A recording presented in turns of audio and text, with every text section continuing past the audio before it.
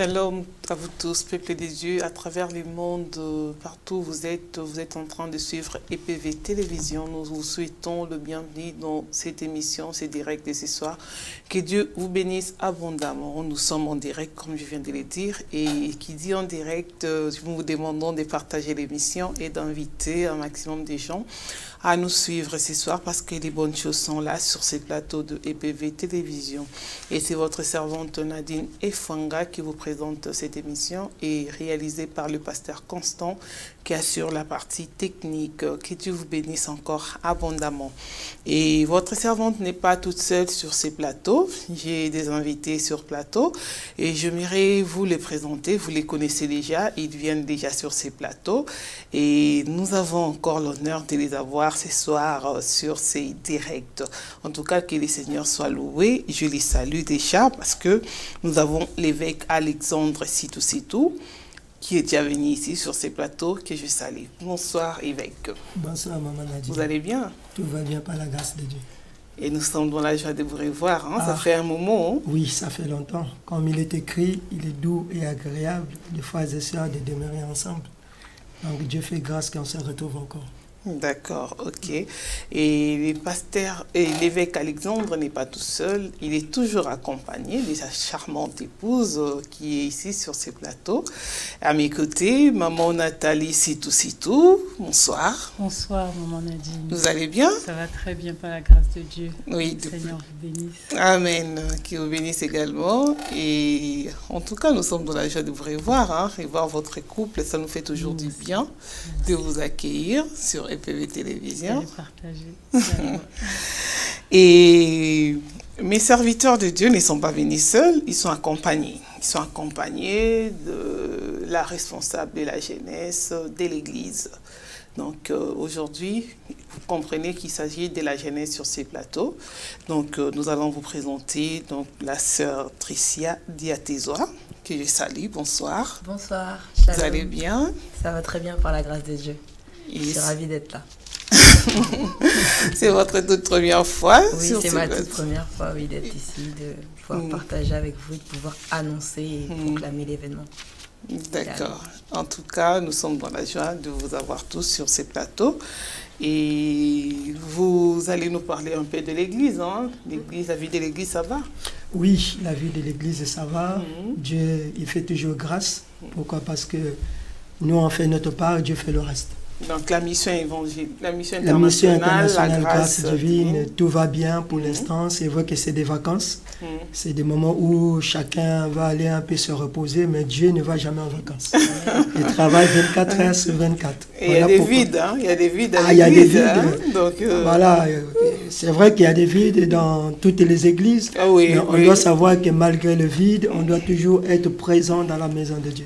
Les pasteurs, il fallait quand même fermer. On dit c'est les vacances, c'est les mois d'août, tout le monde ferme. C'est sûr qu'il y a certaines églises qui ferment pendant les vacances, mais Dieu, on ne peut pas fermer Dieu. Voilà, si Dieu va en vacances, c'est que le monde est dans le chaos. Donc comme Dieu ne dort ni ne sommeille, ça veut dire que nous aussi en tant qu'enfants de Dieu, c'est vrai qu'on peut aller en vacances et reposer, mais on ne peut pas fermer l'église. Et maman Nathalie veut partir, vous êtes partie vous? Non, on n'a pas pu partir parce qu'il fallait garder la maison. Ah, vous voyez? Vous vous sacrifiez tellement. Oui, il fallait rester. D'autres sont partis, ils sont partis pour nous et puis ça va partir remise. Non, ils ne sont pas partis pour vous, hein, ils sont partis pour eux. En tout cas, nous, on est restés garder la maison, on a prié pour eux et que tout se passe bien pour eux parce que s'ils sont bien, nous, on est bien. Amen, amen. On dit gloire à Dieu et... La sœur, elle n'est pas partie parce qu'elle est responsable de la jeunesse. Je suis partie, j'ai eu la grâce de partir une petite semaine, mais je suis vite rentrée parce qu'il y avait des choses à faire. Ah oui. J'ai rassemblé les jeunes et puis... Ah oui, c'est bien. Et nous avons un thème, c'est une conférence des jeunes que vous organisez. Hein? Exactement, c'est une conférence des jeunes, les jeunes au service de l'Éternel. Oui. Parce qu'on s'est rendu compte que pour que cette nation soit impactée, on a besoin de jeunes. Lorsque les jeunes sont motivés, mobilisés, déterminés, cela peut apporter le réveil non seulement dans l'Église, ça peut être aussi dans la nation. Donc voilà pourquoi nous allons faire le nécessaire pour impacter les jeunes, pour leur donner la connaissance, la parole de Dieu, afin que demain, qu'ils puissent prendre le relais pour annoncer l'évangile. C'est pourquoi là, je vois déjà vous léguer. Hein? Ah, c'est sûr, c'est sûr. Il faut toujours préparer vraiment la future génération. Une part des responsabilités, et on va parler à notre sœur, ça se passe bien, vos responsabilités, ça va? Hein? Ça va, ça se passe bien par la grâce de Dieu. Pas trop chargé. J'ai une solide équipe, donc on fait de bonnes choses, on s'apprête, on fait l'effort de se réunir vraiment pour travailler. Parce que c'est pas pour n'importe quel intérêt. D'accord. C'est pas très compliqué de diriger les jeunes. C'est vrai. J'étais jeune, je suis jeune aussi. Oui, donc, diriger les jeunes comme vous. Il s'agit de marcher avec l'amour, que chacun puisse savoir quel but on a à faire. Tant que tout à chacun sait ce qu'on a à faire et quel est l'objectif, c'est comme ça qu'on avance. Vous savez, même les pasteurs, ils ont du mal à encadrer des jeunes. Hein. Même les pasteurs, et vous, je ne sais pas si... C'est le fait que moi aussi, j'ai été jeune et j'ai pu voir les difficultés, j'ai pu rencontrer certaines choses, donc je peux partager mon expérience, mon témoignage au travers mon ministère. Les jeunes peuvent comprendre parce que j'ai été amenée à être persécutée, mais Dieu m'a toujours relevée. Voilà. J'ai toujours été déterminée dans ce que je veux faire. D'accord. Donc voilà. Je pense que maman Nathalie, elle a quelque chose à dire. Oui, non, absolument, absolument. Oui. Ce qu'elle dit est très, très, très, très profond. Oui, absolument. D'accord. Et les jeunes au service de l'Éternel, vous pensez que les jeunes d'aujourd'hui, ils servent vraiment l'Éternel dans la crainte, maman Nathalie? Oui, je peux pas... pour ma part, je ne peux pas dire à leur place. Parce que la crainte, c'est Dieu qui voit la crainte. On peut dire qu'on craint Dieu. Mais vous aussi, vous pouvez avec voir, la bouche. Étant parents, vous pouvez voir qui craint les seigneurs, qui ne craint pas. Surtout dans l'église, quand vous avez des enfants, vous savez à la maison comment ça se passe. Oui, c'est vrai. Avec mes enfants, oui. Parce que c'est pas pareil, je les connais, je les sens. À l'église, tout le monde a une apparence de saint. À l'église, pour moi, le vrai chrétien, c'est pas dans l'église. Le vrai chrétien, c'est à l'école, au travail, dans les rues, dans les transports, dans les métros. C'est là où on connaît vraiment. La preuve est que quand on croise parfois nos sœurs avec qui on partage, on communie, la réaction n'est pas tout à fait la même. C'est comme si on était un peu étranger à cette personne. Pourtant, on se côtoie les dimanches. Les dimanches, on a vraiment l'apparence des pharisiens.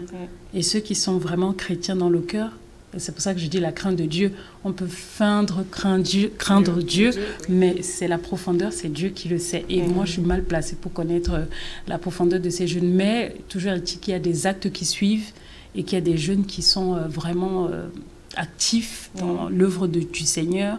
Et de là, je peux dire que pour certains, vraiment, ils craignent l'Éternel. Et Eric? Je dirais que, parce que tous, on est passé par là, l'expérience montre que les jeunes de 1980, quand nous, les autres, on a connu Christ, et les jeunes d'aujourd'hui, c'est comme deux mondes à l'envers. Parce qu'à notre époque, on était tellement zélés, motivés, on annonçait l'évangile, on proclamait la parole de Dieu avec zèle. Mais quand je vois les jeunes d'aujourd'hui, c'est vraiment pas évident. Pas évident, pourquoi? Parce que ces jeunes sont tellement dans la distraction à cause du plaisir du monde. Voilà pourquoi nous organisons cette conférence pour essayer d'impacter les jeunes, pour leur faire comprendre qu'il y a le plaisir du monde, c'est vrai, mais l'idéal et l'important, c'est vraiment être focalisé à Christ. Parce que lorsqu'ils sont focalisés à Christ, il y aura moins de dégâts. Parce qu'on voit aujourd'hui les jeunes, ils sortent le matin, ils rentrent tard, ils obéissent plus aux parents, ça devient compliqué, difficile. Donc l'idéal est qu'on doit vraiment impacter leur vie par les enseignements, par la parole de Dieu, par des conférences, et ça va leur permettre au moins d'avoir la stabilité dans la vie chrétienne. C'est important. Évêque, on ne peut pas comparer le jeune d'autrefois avec les jeunes d'aujourd'hui. Non, on ne peut pas comparer. Parce qu'il n'y a pas photo. Avec l'évolution, avec la mondialisation, avec l'Internet, avec les réseaux sociaux. Donc, on ne peut pas comparer. On ne peut pas comparer. Parce qu'à l'époque, on était tellement naturel. C'est-à-dire qu'on avait la soif, on avait l'amour de Christ, on avait le zèle, la détermination de servir Dieu.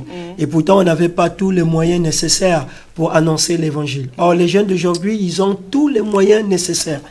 Ils ont tout ce qu'il faut, voilà, mais ils sont tellement dans la distraction à tel point qu'il n'y a pas trop d'impact.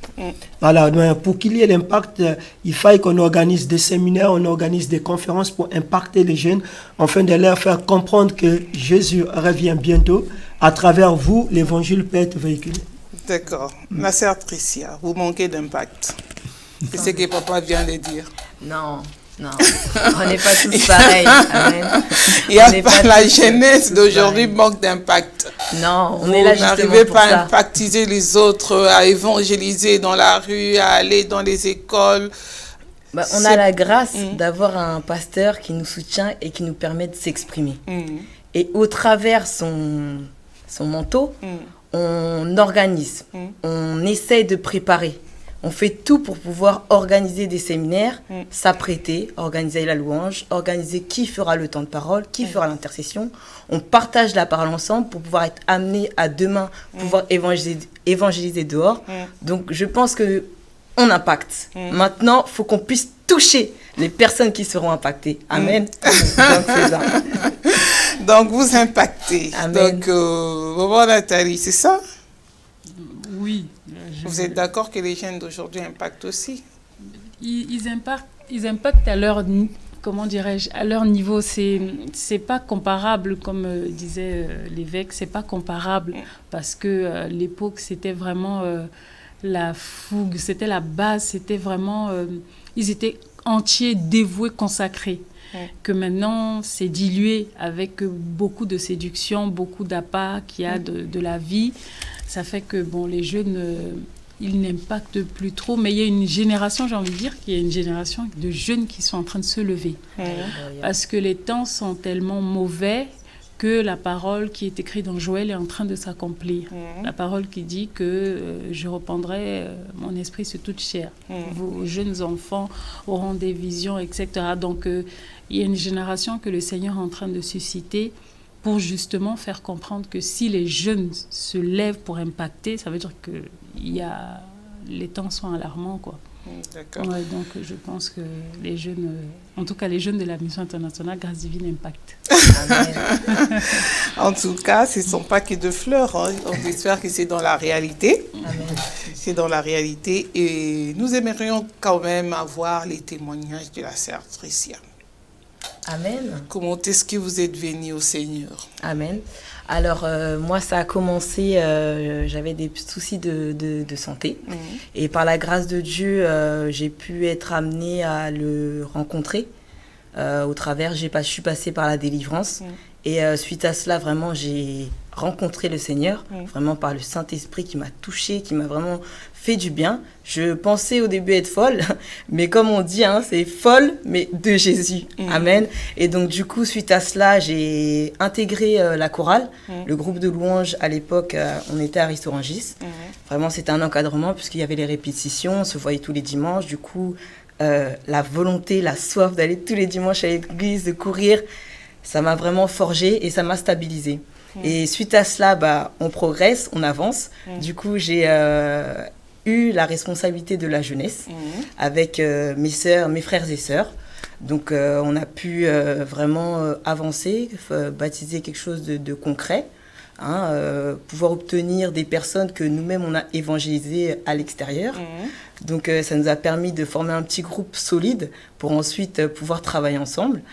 Et suite à cela, on va dire depuis l'année, il y a 2 ans, on organise tous les 3 mois à peu près. On a l'opportunité d'organiser des séminaires, d'être enseigné, de pouvoir partager la parole. Et c'est par-delà qu'on s'assied aussi pour écouter, entendre, prendre ce qu'il y a à prendre et pouvoir aussi nous transmettre par la suite ce qu'on a pu recevoir.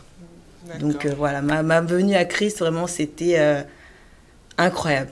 Je veux dire qu'il faut rester les yeux fixés vers lui. Rester les yeux fixés vers lui et se dire qu'avec Christ, on n'a jamais fini. On sera toujours persécuté, mais toujours avancé. Ne pas regarder en arrière, mais toujours avancer. Toujours avancer, avancer, avancer, avancer. Voilà. C'est vraiment ça. C'est sûr. Évidemment, c'est dur, hein? C'est dur d'être jeune et de servir Dieu. Hein? Parce qu'il faut abandonner les passions de la jeunesse. Est-ce que ça vous arrive, ça vous tente? Plus. J'ai décidé que désormais c'est terminé. Il arrive un temps où je suis responsable. C'est-à-dire que demain, les jeunes que j'encadre, je suis leur modèle. Je ne peux pas me permettre d'aller faire des bêtises dehors et puis revenir à l'église telle qu'elle. Non, ce n'est pas possible. Je suis condamnée à bien marcher correctement et avec crainte de l'Éternel. C'est pourquoi on vous a choisi responsable de jeunesse, hein? Alléluia. Amen. Et fait, dites-nous, pourquoi vous l'avoir choisi elle? Parce que je vois, il y a beaucoup de jeunes en coulisses. Là. Exactement. Voilà. Exactement. Vous savez, Tricia, c'est vraiment une fille exceptionnelle. C'est-à-dire que dans ma vie, dans mon ministère, après 30 ans, bientôt déjà, presque 30 ans dans le ministère, c'est parmi mes enfants dans la foi, je peux dire que c'est une fille spéciale, exceptionnelle. Parce qu'elle est venue à l'église, il y a eu des montagnes, il y a eu des problèmes, il y a eu des situations. Quel que soit le vent, la tempête, elle est toujours restée accrochée. J'ai eu des gens que j'ai aimés dans ma vie, dans mon ministère, encadrés, soutenus en tout et pour tout. Après demain, ils ont la connaissance, ils ont la révélation, ils ont tout. Ils sont partis. Mais Tricia est restée fidèle depuis que l'église a commencé jusqu'à aujourd'hui. Les gens sont partis, mais elle est toujours accrochée. On lui dit que non, ton pasteur c'est un démon, ton pasteur c'est ci, ton pasteur dit, ça c'est vous, mais c'est mon pasteur. Quelles que soient les circonstances, quels que soient les événements, Tricia, franchement, c'est pas parce qu'elle est en face de moi. J'ai un enfant qui est au Congo, l'apôtre Oben Chimungu, peut-être qu'il est en train de nous suivre. Après celui-là, parce que celui-là, c'est le top. Ça, c'est un enfant, franchement, quand je suis en Afrique, il lave mes habits, il fait tout, mais c'est un apôtre. C'est-à-dire que le respect qu'il a pour moi, waouh, c'est exceptionnel. Et quand je vois Tricia, je peux insulter Tricia, je peux crier sur Tricia, je peux tout faire, elle va pleurer, elle va essuyer les larmes, demain elle va venir à l'église. Donc cette confiance, vraiment cette fidélité, je me suis dit, waouh, il faut qu'on puisse l'aider, la pousser pour avancer, afin que demain, même si je ne suis pas là, je suis sûr qu'elle va prendre le relais. Parce que c'est une fille vraiment fidèle, exceptionnelle, il n'y a pas d'eux. Bon, les autres vont être jaloux. Pourquoi Tricia? Parce que, voilà, elle a fait ses preuves. Il faut faire les preuves, il faut prouver la fidélité en tout et pour tout. L'église a 7 ans, Tricia a 7 ans. Vous voyez? Donc, il y a des gens qui viennent aujourd'hui, après ils vont partir. Mais Tricia, on avait un problème à l'église, la majorité des gens sont partis. J'avais peur que, voilà, parce que Tricia était accrochée avec ce groupe, je me suis dit qu'elle va partir. Mais quand j'ai vu Tricia et j'ai entendu ce qui s'est passé derrière, que Tricia a dit, vous pouvez partir, ça c'est mon père. C'est pas facile, c'est pas évident. Voilà pourquoi vraiment, chapeau à Tricia, et je suis convaincu que tu vas aller de gloire en gloire. Amen. Vraiment que Dieu te bénisse. Amen. Vraiment. Et maman Nathalie, vous, qu'est-ce que vous avez remarqué chez Tricia? Tricia, c'est comme son papa a pu le dire, c'est une fille spéciale, c'est une fille, elle est dynamique, elle aime le Seigneur. Mais quand je dis qu'elle aime le Seigneur, c'est vocablement parlant, comme ça on peut croire que c'est des mots, mais elle aime Dieu. Donc son amour pour Dieu, ça m'a impacté. Elle aime Dieu. C'est beaucoup de nous, on dit on aime le Seigneur, mais elle aime Dieu. Et comme elle aime Dieu, donc elle se dévoue pour Dieu. Elle se consacre pour Dieu. Il y a eu des monts, il y a eu des hauts, il y a eu des bas, mais elle est toujours accrochée. Elle est toujours accrochée, donc c'est une jeune, c'est une meneuse dans le sens qu'elle tire la jeunesse vers le haut. Le Seigneur en train, je pense, il a donné des dons, mais je prie qu'il décuple encore ces dons-là, afin qu'elle puisse voir le potentiel qui se cache dans chaque jeune, et que ce potentiel-là, elle puisse le faire éclore, et que ce jeune prenne conscience, parce que beaucoup de nous, on a des potentiels et des talents, mais on ne sait pas. Et justement, si le Seigneur l'a placé responsable, c'est parce qu'il doit lui donner une vision de l'aigle pour qu'elle puisse tirer ça, et que cette personne-là, en fait, que ce soit bénéfique pour cette personne et pour l'œuvre du Seigneur du lendemain, puisque c'est la relève, et qu'après, ils doivent aussi assurer une relève, puisque rien, en tout cas, on n'est que de passage sur la terre. Et Tricia, vous savez, aujourd'hui, il y a les jeunes de vos âges divaguent beaucoup. Hein. Quand on les invite ici, ils sont là, Ils ont vu le feu là-bas, ils disent non, non, là-bas, s'il y a le feu, je vais rester. Là-bas, il y a la colombe, je vais rester. Là-bas, il y a l'aigle, je vais rester. Donc, quand on les invite dans d'autres églises, ils partent, ils restent. Et qu'est-ce qui fait que vous restez aujourd'hui accrochés à votre pasteur?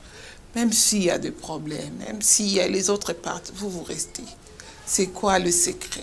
C'est que je sers Dieu. Amen. Je ne sers pas un homme. Certes, ça a été mon pasteur, il m'a encadré, il m'enseigne, mais je reste focalisée vers Dieu. Si Dieu ne me dit pas de m'en aller, je reste là, je reste accrochée à lui, je fais des bonnes œuvres. Donc, je ne vois pas pourquoi courir à gauche, à droite. Il est bien d'aller voir ce qui se passe dans les autres assemblées, c'est vrai. Mais j'ai déjà ma maison. Je ne suis pas arrivée là par hasard. Amen. Donc, je sais où je suis. Et je sais où je vais. Surtout. Donc, on ne détourne pas comme ça. Ce n'est pas le fanatisme. Hein? Non, pas du tout. Pas du tout. Pas du tout. Parce que je sais qui je sers. Et je sais qui m'encadre. Là, la différence. D'accord. C'est simplement l'amour de Dieu. Voilà. Et l'amour de son pasteur. Aussi. Vous servez Dieu, mais vous servez aussi votre pasteur. Oui, bien sûr, bien sûr. Mais je sais pas, comme vous parliez d'être attiré par ce qui se passe ailleurs, on voit le feu là, on voit la colombe là, c'est pourquoi je vous dis que on voit d'abord Dieu. Vous êtes là, vous avez dit, moi j'ai déjà vu le feu ici, donc je reste. Même si vous partez. Si je suis sortie du feu. Moi.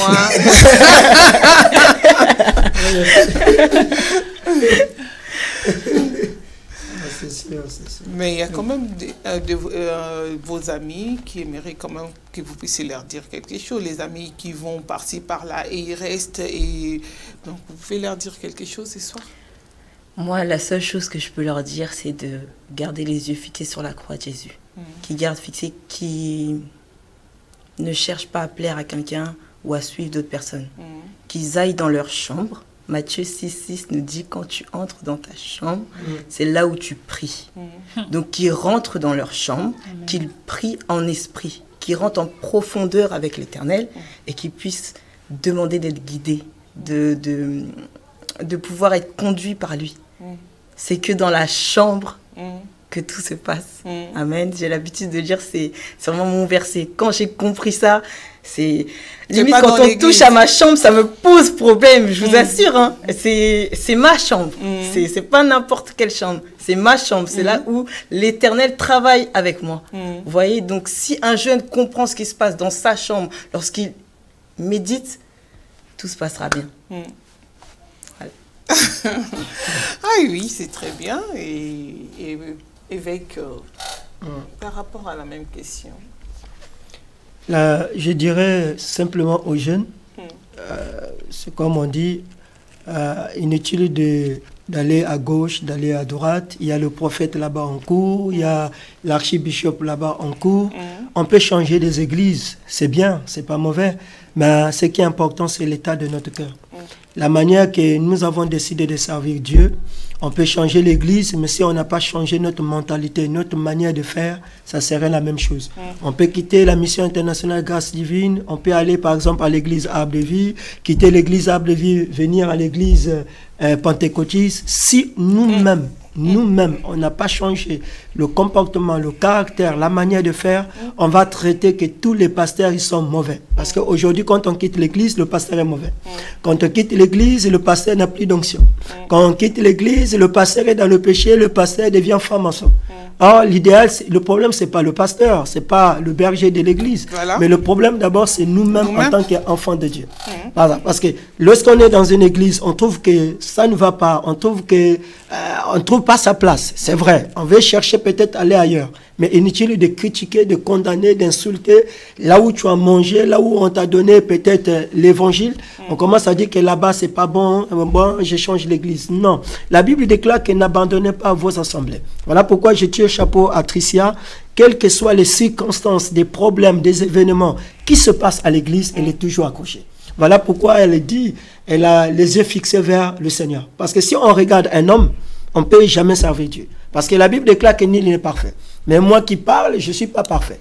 Mais elle sait qu'elle vient à l'église, pas pour le pasteur, elle vient à l'église pour le salut de son âme. Voilà pourquoi elle s'accroche, elle continue à s'accrocher jusqu'à aujourd'hui. J'espère bien c'est jusqu'au retour de Jésus. Alléluia. Je le crois. Amen. Évêque, est-ce que vous enseignez les jeunes par rapport aux prophéties?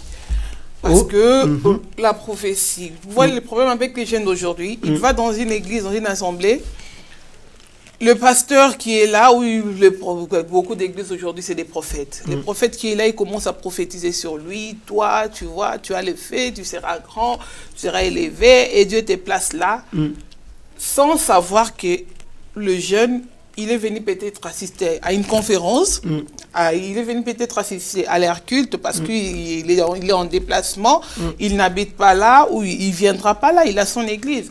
On commence à prophétiser sur lui et on lui dit de rester là-bas. Donc, les jeunes d'aujourd'hui, comme ils ne sont pas très affermis, et ils restent. Aujourd'hui, on les condamne dans nos églises. On dit, mais pourquoi vous êtes là? Vous êtes ici, vous êtes là-bas. Il suffit qu'ils entendent qu'il y a un prophète qui est venu là-bas. Il va. Il y a un magicien qui est venu là-bas. Il va écouter. Donc, on écoute tout le monde et à la fin, on s'embrouille. Exactement. Le problème, comme vous venez de dire, c'est l'instabilité des jeunes. Or, l'instabilité des jeunes, nous-mêmes aussi, nous sommes responsables. Parce qu'on n'arrive pas à peut-être à les canaliser avec un enseignement, avec les messages. Mais voilà pourquoi on a remarqué que quand les jeunes viennent à l'église, ils ne restent pas, ils réparent. Donc, l'idéal, qu'est-ce qu'il faut faire? Il faut changer les stratégies, c'est-à-dire organiser des conférences, organiser des séminaires pour permettre de donner la stabilité aux jeunes.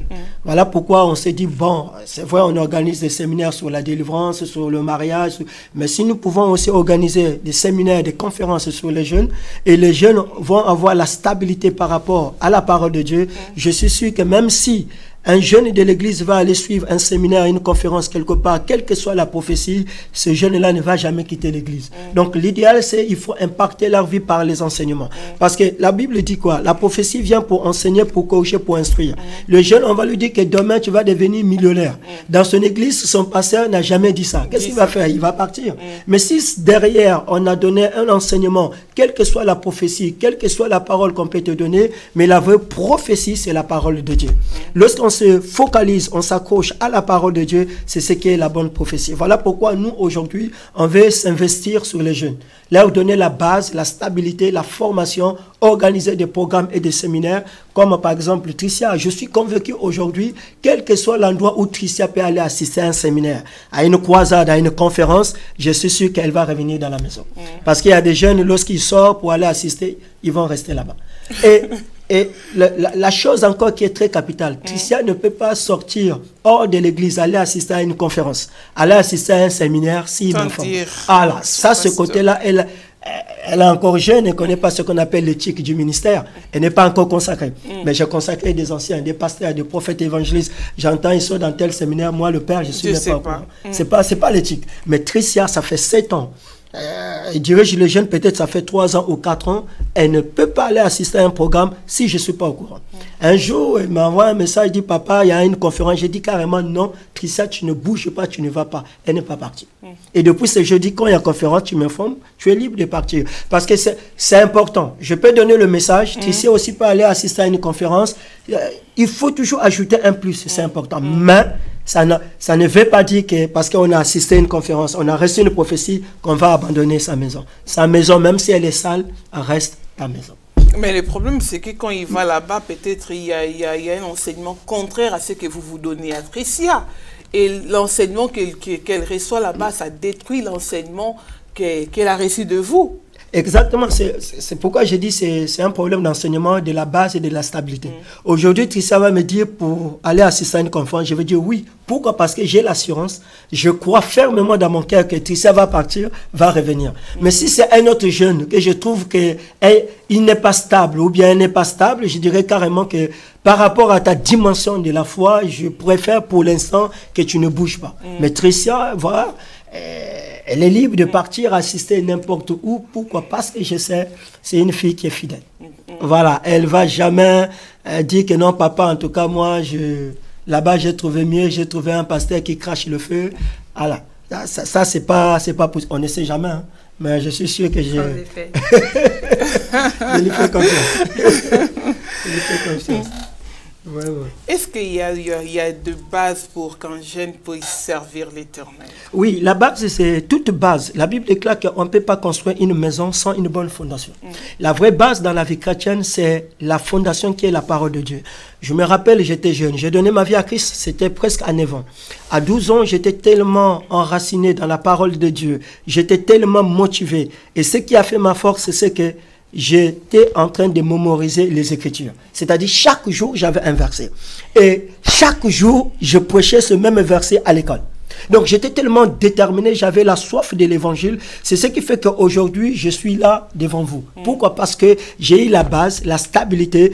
Chaque mercredi, chaque vendredi, j'étais à l'église pour les études bibliques. Mais aujourd'hui, à l'église, je prêche un peu partout. Je vois que, par exemple, le mercredi ou le vendredi, quand on dit qu'il y a l'étude biblique, vous allez voir que l'église est vide. Mais quand on va dire qu'il y a nuit de prière, nuit de miracles, conférence de bénédiction, vous allez voir, les gens vont venir. Or, les gens suivent le miracle, les gens suivent la prophétie, les gens suivent la délivrance, mais ils oublient que toutes ces choses, ça se trouve dans la parole de Dieu. Donc, la vraie base, la vraie stabilité d'un jeune, c'est dans la parole de Dieu. Voilà pourquoi nous organisons des conférences pour permettre à ces jeunes-là d'avoir la stabilité, d'avoir la base. Voilà, comme on dit aujourd'hui, Jésus revient bientôt. Peut-être que demain on va partir, mais si on lègue un pouvoir, on lègue une responsabilité à un enfant de la maison, on est sûr qu'on est rassuré que cet enfant va prendre le relais. C'est comme Tricia aujourd'hui. Je peux partir, je peux laisser l'église à Tricia. Je suis sûr qu'elle va dire que c'est l'œuvre de mon père, il est parti, je dois prendre le relais. Mais voilà pourquoi on doit focaliser les enfants de la maison. Parce que les gens qui viennent ailleurs, après-demain, peut-être ils vont partir. Mais un enfant de la maison va prendre soin des choses de la maison. Pourquoi? Parce qu'elle fait partie de la maison. Maman Nathalie, est-ce qu'il est important de préparer les jeunes de nos jours à assurer la relève de demain? Oui, je pense absolument. Il est plus qu'important. Il est crucial de préparer les jeunes parce que... j'aime beaucoup le pasteur Marcelo Tunasi. Je vais reprendre un de ses propos. Il dit qu'on n'est père que si on a un fils. En fait, c'est le fils qui valide le père. Et on reconnaît le père sur le fils. Si on a enfanté et que cet enfant-là ne réussit pas, en fait, on a échoué notre mission. Parce que lui, il fait sa part. La Bible dit que Paul a semé, Apollos a arrosé. Donc, il faut que Paul sème, l'évêque, il faut que Apollos qu'il va engendrer, qu'il engendre, arrose. Et c'est Dieu qui fait croître. Donc moi, je pense qu'il est plus que nécessaire de préparer les fils. Parce que l'œuvre de Dieu, on sait qu'elle est éternelle. Nul ne peut la détruire. Mais des générations se suivent. Dieu appelle quand il veut. C'est vrai qu'il y a le retour, on ne sait pas si c'est demain, si c'est là comme on est en train de parler. Dans tous les cas, cette génération chère a un temps. Et ce temps, comme j'ai vu une servante de Dieu, que le Seigneur la bénisse, ce temps-là, il est limité. C'est un temps où l'espérance de vie, on va dire maximum 120 ans de nos jours. Mais ce temps-là, c'est là où tout se joue finalement. Et c'est dans ce temps qu'on prépare l'éternité. Et si les hommes de Dieu qui sont des bâtisseurs au travers du Seigneur, parce que c'est lui le divin berger, c'est Jésus, mais je reviens juste sur le fait de servir Dieu. On ne sert Dieu qu'au travers d'un ouin. On ne peut pas servir Dieu, comment je peux dire ça? Elle sert Dieu sous le manteau de celui que Dieu a placé. Et Dieu ne descendra pas consacrer quelqu'un. Il passera par un homme. Il est passé par Moïse, il est passé par Abraham, il est passé par Paul, il est passé par celui qui a guéri Paul quand il était aveugle. Donc, de nos jours, je pense que le Seigneur, dans sa préscience, sait qu'il faut à tout prix que les pères enfantent des fils. Mais des fils qui vont valider le statut de père. Parce qu'il y a beaucoup de géniteurs. Mais il y a peu de pères. Des géniteurs, il y en a. C'est-à-dire ceux qui ont la capacité biologique de donner. Mais ils n'ont pas la capacité spirituelle de continuer. Donc je pense que c'est plus que nécessaire d'avoir ces pères qui vont être vraiment reconnus parce qu'ils ont été des repères pour des fils. qui vont continuer l'œuvre du Seigneur. Et notre sœur Tricia, ça vous fait quoi quand vous entendez vos pères parler de vous en bien? Je suis réjouie, je suis contente. Je sais déjà... Ça n'apporte pas l'orgueil. C'est les actes qui font... Non, pas du tout, c'est les actes. J'ai posé des actes et ils ont vu. Et ça fait chaud au cœur, comme toujours. Je suis quelqu'un de très sensible. Et ça fait du bien. Ça fait du bien de reconnaître que les efforts qu'on fait depuis tant d'années, ça se voit. Donc, non seulement par mes pères spirituels, mais je sais que Dieu me voit aussi. Et dites-nous, qu'est-ce qui a été prévu pour la conférence de jeunes? Alors, pour la conférence de jeunes, donc c'est vraiment les jeunes qui seront organisateurs. Donc, il y aura un temps de louange adoration. Nous avons invité certaines jeunesses à participer avec nous. Donc, certains vont vont faire des prestations. Ensuite, il y aura un grand concours biblique. Donc, ce sera pour nous l'opportunité de s'exhorter, de pouvoir partager la parole ensemble. Si on se trompe, c'est pas grave. La réponse, c'en est une autre. Et de pouvoir se réjouir, de pouvoir manifester l'amour au travers de ce programme et qu'on comprenne vraiment que l'important, c'est l'intérêt du royaume. Peu importe l'église d'où tu viens, on doit œuvrer ensemble. Parce que demain, Dieu ne va pas enlever une église. Amen. Donc, c'est vraiment ça, qu'on puisse comprendre l'unité en Christ. Et ensuite, le second jour, le dimanche, ce seront vraiment les sœurs qui vont parler chacune, exhorter au travers un thème et une chorégraphie pour clôturer. Et on va réunir aussi les enfants, les jeunes et les enfants pour un chant final pour tout clôturer pour la rentrée. Et bien sûr, les prières pour la rentrée seront par le pasteur. D'accord, c'est bien. Évêque, vous voulez dire quelque chose? Ah oui, moi je lance un appel à tous les jeunes. Comme j'ai toujours l'habitude de dire, ma devise c'est l'intérêt du royaume. C'est vrai, c'est une conférence qui est organisée par la Mission internationale Grâce Divine, mais nous lançons l'appel à tous les jeunes, peu importe la communauté. Parce que Christ n'est pas dans une chambre, Mission internationale, Église pentecôtiste, Église arbre de vie, Église des disciples, Église des rachetés. Nous travaillons tous pour l'intérêt du royaume, pour le perfectionnement des saints et l'édification du corps de Christ. Donc cette conférence, c'est pour le corps de Christ. Voilà pourquoi on a lancé des invitations à tout le monde. Moi, ce qui m'importe dans cette conférence, c'est le thème. Le thème qui est intitulé « Les jeunes au service de l'Éternel ». Parce que si les jeunes sont au service de l'Éternel, il y aura le réveil, il y aura l'impact dans nos églises, il y aura l'impact dans nos familles, il y aura l'impact aussi dans la nation.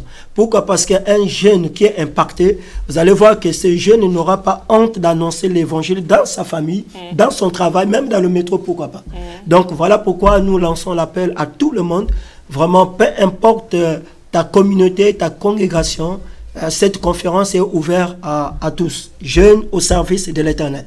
On n'a pas dit jeunes au service de la Mission internationale Grâce Divine, mais au service de l'Éternel, parce que l'Éternel, c'est notre dénominateur commun. Maman Nathalie, j'en profite pour vous poser une petite question qui fait rage sur les réseaux sociaux actuellement. Il y a une loi apparemment déjà promulguée ici en France qui prône que les enfants, à partir de 4 ans, ils vont étudier la sexualité. Et qu'en pensez-vous? C'est la loi Chiappa, déjà, juste la ministre de genre et de l'égalité pour tous, si je me trompe. C'est sûr que je suis complètement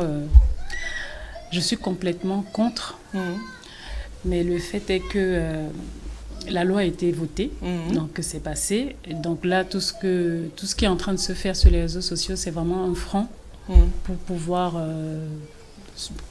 que le peuple se lève, que les parents surtout se lèvent, parce que c'est juste inadmissible, c'est grave. Mais j'ai envie de dire que dans Matthieu 24, ça a été écrit. Et ce n'est pas encore pire, ça va être pire que ça. Et la Bible dit que toute prophétie qui avait été annoncée, que ça nous plaise, que ça nous déplaise, que nous nous convenons point, le Seigneur dit qu'il veille, cette prophétie s'accomplira certainement. On aime bien dire, comme mon mari dit souvent, Habakkuk, On aime dire ça pour le mariage, pour le travail, pour la bénédiction, mais même pour ce qui a été dit. Daniel a tant prophétisé par rapport à la fin des temps. Jésus nous a bien détaillé dans Matthieu 24, et c'est ce qui est en train de se passer. Le Fils de l'homme est à la porte. Il est là. Les temps sont mauvais. Ça a été détaillé. Il y a un homme de Dieu, je ne peux pas le nommer parce que je ne me rappelle pas, qui a spécifié, qui a expliqué la Bible comme étant un journal qui a des milliers d'années d'avance. Parce qu'on sait que le journal télévisé, lui, va prendre les dernières news. Mais la Bible, c'est un journal qui, lui, il a des milliers d'années d'avance. Rien n'est nouveau sous le soleil. Ce qui est en train de se passer, moi, je suis enseignante, je ne vais pas entrer dans les détails. Donc, je risque d'être contrainte à le faire. Mais Dieu, ça a été dit. Ça va se passer, on va se lever, on va tout faire. Moi, je pense que là où il faut se lever, c'est la prière. C'est la prière, c'est se préparer. Parce que les temps sont tellement mauvais que le Seigneur est là pour retirer son épouse. Et une épouse glorieuse sans tache ni ride. On est dans les temps de la fin, où les sectes satanistes ont été déjà reconnus, formalisés. On est dans des temps où la pédophilie sera reconnue. On est dans des temps où les douleurs de l'enfantement seront visibles. La Bible dit que les mamelles qui allaitent et que les femmes enceintes, il est plein parce que c'est des jours de douleur. Donc je pense que c'est la prière, c'est se préparer davantage. En fait, ça doit nous faire froid dans le dos parce que on est dans les derniers temps. Jésus, il revient. C'est-à-dire c'est le retour imminent. Quelque chose de bientôt et imminent, c'est pas pareil. Imminent, c'est que on peut être là sur le plateau, en direct de EPV TV, avec le monde qui nous regarde. L'enlèvement se passe. La Bible dit comme l'éclair part du septentrion à l'autre bout de la terre. On connaît comment la terre est grande. Ainsi sera-t-il de l'avènement du Fils de l'homme. C'est-à-dire qu'à une vitesse que le temps chronos ne peut même pas expliquer. Mais la Bible dit que ces anges les rassembleront des quatre coins. Les morts en Christ, les élus partiront. Et voici les temps de la bête seront marqués. Donc je pense qu'on est vraiment dans ce que l'Éternel, dans sa préscience, avait dit. Et moi, ma seule manière, moi, d'être active et de pouvoir jouer mon rôle, c'est annoncer Christ. C'est-à-dire que là où je suis là, c'est annoncer Christ même au sein de l'éducation nationale. Si le Seigneur m'a mis là-bas, s'il faut qu'on me retire de là, moi je ne m'inquiète pas pour mon lendemain. Parce que je sais que c'est l'Éternel qui me... C'est lui qui fait tout. Et je pense que les temps sont mauvais. On aura beau dire, on va faire des vidéos, on va faire ceci. Il faut prier et il faut annoncer. Parce que c'est les temps où il a dit, allez, mes invités, ils ne se sont pas intéressés à moi. J'ai préparé une fête, j'ai préparé la boisson, la nourriture. Vous n'avez même pas marqué fille de moi. Partez dans les rues me chercher tout ce qu'on appelle les délaissés, les prostituées. Ramenez-les-moi. On est dans ces temps-là où tu vas donner le message à quelqu'un qui, on pourrait croire, avait le cœur endurci. Tout de suite, il capitule. Parce que le Seigneur veut sauver grand monde. Et je pense que c'est de là, moi, c'est annoncer l'évangile, intercéder. Moi, c'est là où je vais jouer sur mes fronts. Beaucoup auront peur d'avoir des enfants maintenant. Ils vont se dire, nous, on a été épargnés de cela, mais aujourd'hui, nos enfants, comme la plupart de nos enfants vont dans des écoles publiques, donc ils seront amenés à suivre ces choses à bas âge. Donc, ce qui est inadmissible. Mais on les tolère aujourd'hui en France et demain, ça sera à travers les mondes. Hein. Donc, ça avance à la vitesse de la lumière. C'est ce qu'on appelle ça effet boule de neige. Lorsqu'une boule de neige a commencé à se former au sommet de la montagne, lorsqu'elle arrive en bas, elle devient un iceberg. Plus ça continue sa chute, plus ça en prend des autres neiges sur le passage. Ça veut dire que ce qui commence là, ce n'est que le début. Et le Seigneur dit, ce ne sera pas encore la fin.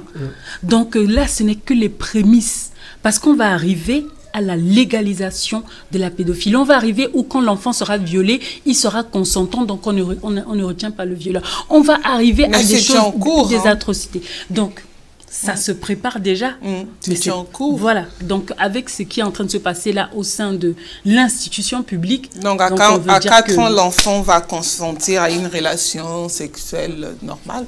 Donc, si on veut lui apprendre ce que c'est que la sexualité, c'est pour que lui puisse connaître la sexualité et l'utiliser. Oui. Ça va de soi. Donc, c'est des lois vicieuses qui vont accoucher d'autres. Elles vont accoucher d'autres. Elles sont aussi... Autant nous sommes enceintes, qu'on doit accoucher, autant eux aussi sont enceints, ils doivent accoucher. Donc, c'est des lois vicieuses qui sont en train de... C'est un commencement, en fait. Ça ne s'arrête pas là. Ça, c'est que les petites, j'ai envie de dire. Les temps sont mauvais. Tricia, c'est votre travail aujourd'hui. Hein? Ouais. C'est le travail, les combats que vous aurez amenés. Parce que nous, déjà, on a fait notre temps. Et vous, c'est la jeunesse de demain. Donc, avec les jeunes que vous encadrez, donc c'est des sujets à aborder au sein de la jeunesse et à en parler. Je ne sais pas si ça se passe dans les écoles, ça va se passer aussi dans les églises. Hein. Donc, on va rien cacher désormais. Donc, on perd nos valeurs. Et aujourd'hui, les mamans qui sont venues ici en Europe pour avoir des enfants à cause de l'allocation, et ces enfants-là, ils ne connaissent pas Dieu. Déjà, les parents, ils sont attachés aux aides sociaux. Donc, ils laissent leurs enfants comme ça. Donc, les enfants ne sont pas gérés. Et aujourd'hui, on a des enfants délinquants, des enfants prostitués, brigands, à bas âge, parce que les parents, ils sont venus, ils se disent, non, nous, on est attachés aux allocations, on doit faire 10 enfants et on ne sait plus les éduquer. C'est la société. On n'apporte pas l'éducation spirituelle et on laisse tout à l'État. L'enfant, on l'accouche à 2 mois, c'est la crèche. C'est fini, on abandonne son rôle des mamans, c'est la crèche. Et ça commence là, c'est jusqu'à l'âge adulte, c'est fini. Parce qu'à la maternelle, elle sera à l'école, et puis primaire, et puis collège, lycée, et c'est fini. On n'a plus l'éducation, on n'a plus de quoi donner à nos enfants, surtout l'héritage spirituel. C'est ce qui manque aujourd'hui, évêque. Exactement. Mais moi, par rapport à la question, je parlais même avec certains hommes de Dieu qui étaient en train de dire qu'il faut prier pour que ces choses-là n'arrivent pas. Je leur ai dit carrément, j'ai dit non, non, non, non, non. Le problème, c'est que il y a des choses qui nous arrivent, mais comme on ne connaît pas totalement les Écritures, voilà pourquoi on se perd. On se perd. Voilà, ces choses-là, il n'y a même pas de prière à faire. Il faut que ça arrive. Et ça doit arriver. Daniel me dit ceci, lorsque vous verrez l'abomination de ces choses, que celui qui lise qu'il fasse attention. Ça veut dire que le maître est proche. Ça veut dire que Jésus revient bientôt. Donc tout ce que nous voyons aujourd'hui, ce sont des signes qui nous démontrent, qui nous annoncent que Jésus revient bientôt. L'abomination, c'est quoi? C'est ces choses. J'ai un enfant glorifié qui va aller à la crèche, il va revenir le soir, il dit, mais papa, ça c'est quoi? Vous voyez, c'est normal. Il faut que ces choses-là nous interpellent. Moi, ce que je peux dire par rapport à ce sujet, c'est de dire aux chrétiens, aux enfants de Dieu, il n'y a pas à prier pour que ces choses-là qu'on puisse arrêter. Non. C'est à nous de préparer notre vie. C'est à nous de marcher dans la crainte de Dieu, parce que ce qui est écrit commence à se réaliser. Comme cela commence à se réaliser, en tant qu'enfant de Dieu, on doit ranger la vie, on doit vivre dans la crainte de Dieu, on doit vivre dans la sanctification, parce qu'en une fraction de seconde, Jésus peut arriver, quel serait notre sort? Je dis toujours, tu peux manquer l'enfer. Non, tu peux manquer le paradis. L'enfer ne va pas te louper. Manque pour toi le paradis, mais l'enfer va te recevoir à bras ouverts. La loi a été votée. Donc c'est à nous en tant qu'enfants de Dieu, on ne peut rien faire. Bien au contraire, Dieu nous interpelle que ces lois-là puissent passer, afin que nous, enfants de Dieu, on puisse prendre conscience que Jésus revient bientôt. Donc on doit se préparer. Parce que quand Christ va revenir, il va chercher une église ni tache ni ride, irréprochable. L'église, ce n'est pas des murs, ce n'est pas des bâtiments.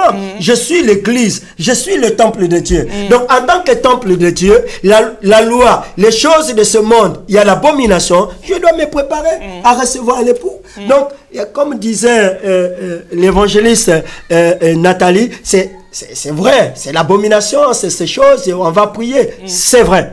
Mais nous devons encourager le peuple de Dieu à se préparer. On doit encourager les enfants de Dieu à se préparer. On doit dire aux jeunes, la Bible déclare dans le livre de Ecclésiaste, que jeune homme, réjouis-toi de ta jeunesse. Sache-le, Dieu t'appellera au jugement. Donc le jugement va arriver. Mais pour que nous ne puissions pas passer par le jugement, on doit se préparer maintenant, sinon ça serait trop tard. Mais comme il n'est jamais trop tard, Tricia va essayer d'encourager les jeunes pour dire aux jeunes, réveillez-vous parce que Jésus revient bientôt. C'est imminent, c'est là. Au moment où nous parlons, il peut arriver. Amen. Donc, on doit se préparer. Amen, Tricia. Amen. Voilà. Et justement, concernant la prière, moi, quand je parlais de se préparer dans mes deux carrefours à ne pas louper, la prière, c'est pour soi. Et pour aider les faibles qui sont tombés. Parce que la Bible dit d'aller d'abord prendre les brebis de la maison d'Israël. C'est prier pour soi. En fait, c'est se préparer.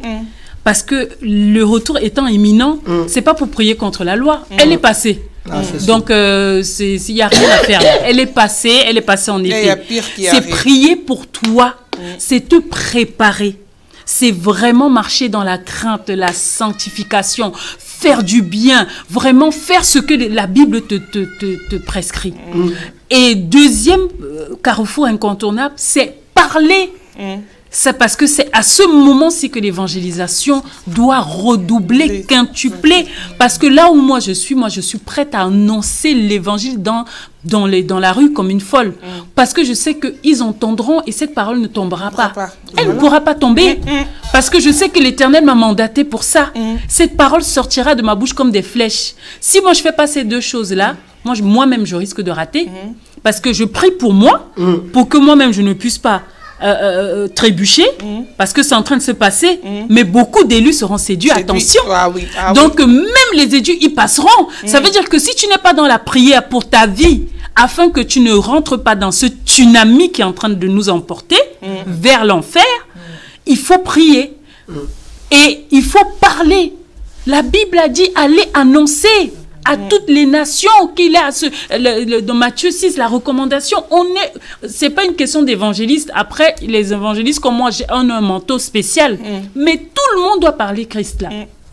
Parce que les satanistes ont déjà publié leur affaire. Donc chacun doit sortir son drapeau. Donc ils ont sorti leur drapeau. Moi, je dois sortir mon drapeau. Moi-même au sein de l'école, si c'est que je peux pas compromettre mon Dieu à cause d'un travail qu'il m'a donné. Donc s'il faut que ça arrive là-bas, que son nom arrive là-bas, je vais parler. Ceux qu'il a destinés pour le paradis vont recevoir, ils vont se convertir et ils iront. Donc prier pour moi, c'est te préparer en tant qu'église, puisque l'église sera retirée, ce sera une église glorieuse, sans tache ni risque, et ce ne sera pas le nom de toutes les assemblées qui sont aujourd'hui, qui pilulent partout. Parce que Dieu, il les connaît, c'est ce qu'on appelle l'église locale, mais il y a ce qu'on appelle l'église universelle, le corps de Christ, qui est connu que de lui seul. Il y a beaucoup que Dieu ne connaît pas. Il nous dira... arrière, race de vipères.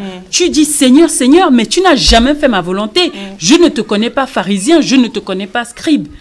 Donc c'est vraiment se préparer nous dans la prière. Parce qu'on ne sait pas. Si nous-mêmes on ne va pas se retrouver là-dedans. Mais je prie que le Seigneur nous garde. Qu'on persévère. D'accord, merci maman Nathalie.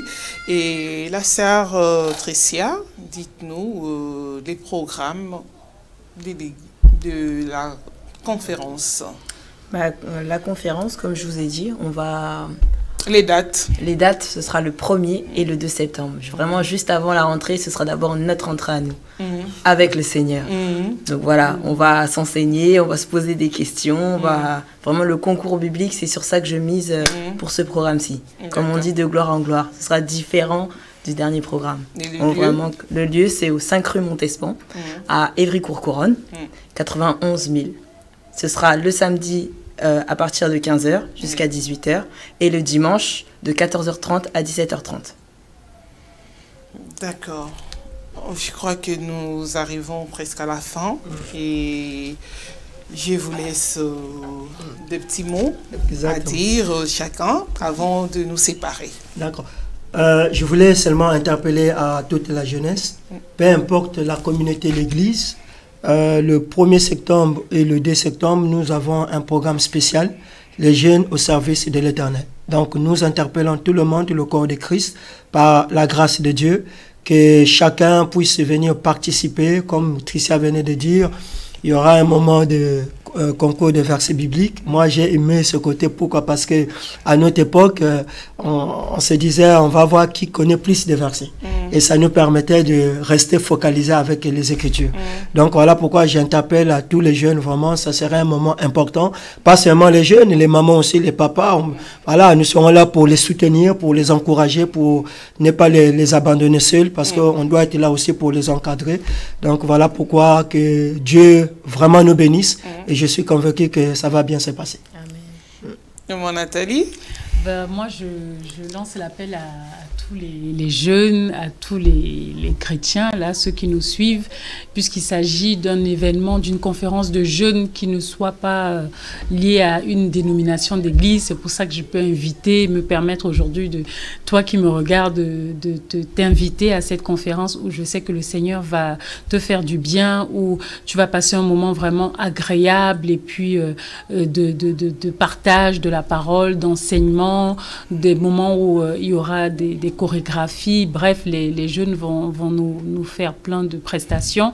Donc, j'interpelle tout l'Église, l'Église de Christ, ceux qui peuvent venir à cette conférence du 1er au 2 septembre 2018 aux 5 rues de Montespan. Et je sais que le Seigneur sera glorifié. Amen. Amen. Et notre sœur Tricia, à vous. Et comme vous avez votre équipe derrière, hein? Oui, je suis avec une sacrée équipe. Donc, il y a la sœur Gloria, la sœur Alicia, la sœur Grace qui est ici avec moi. Donc, vraiment, je bénis leur vie. Je voulais aussi bénir la vie de ceux qui me regardent, de la jeunesse de la MJD, Coralie, Julia,